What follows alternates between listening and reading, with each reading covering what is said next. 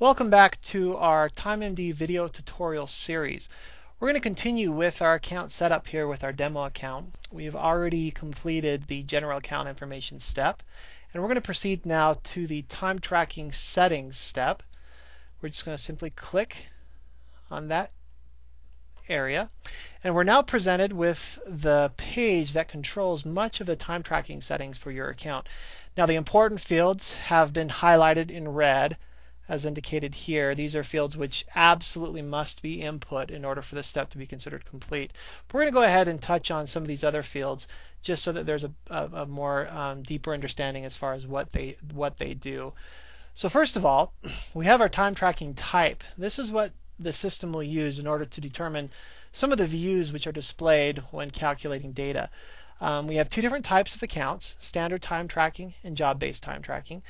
The standard time tracking will pretty much accommodate virtually all of your time tracking needs. But if, let's say, you want to, or you don't need to track overtime or breaks, and you just need to track time towards jobs, then go ahead and select this job-based time tracking. Now, of course, if you have any questions about what these settings are or need a reminder, click on this help bubble, and you'll have the full explanation given to you again. But we're going to go ahead and select standard time tracking. Now, the next is our time entry view default.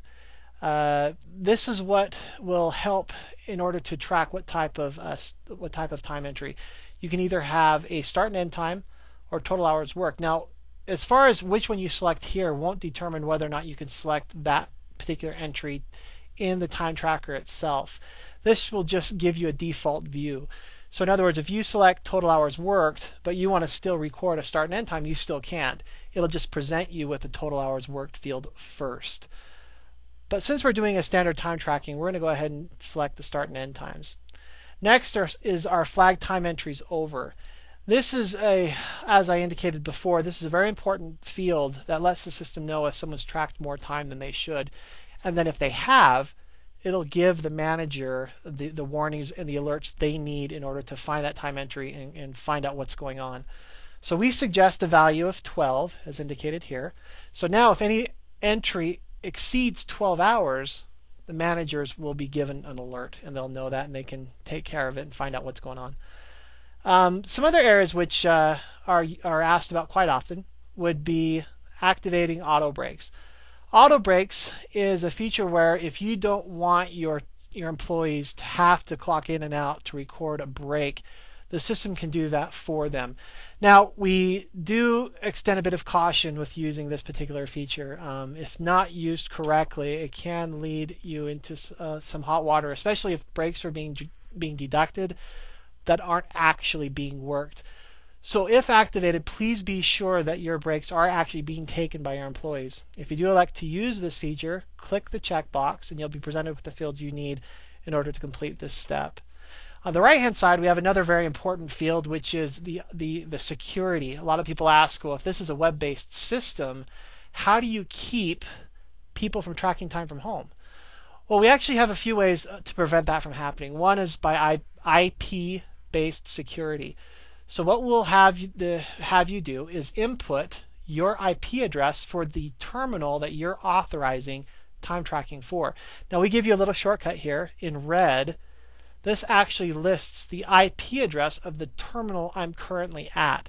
So if that's the terminal I want to allow time tracking for, then that's the value I'll input in this section. So we'll just go ahead and do that now.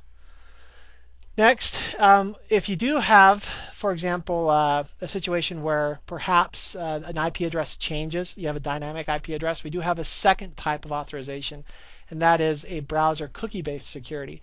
So what you'll have to do is actually be at the physical location where that terminal is at, log in with your manager account, proceed to this section, and click Authorize Terminal.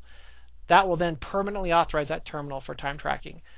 Now, finally, we do have some physical time clock settings. Now, by default, everything is fine. You can just leave those as they are, and we'll go ahead and we'll click Submit Form.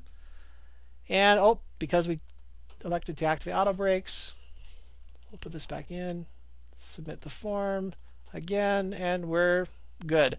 Our step is complete. We're ready to proceed, and we'll see you at the next step.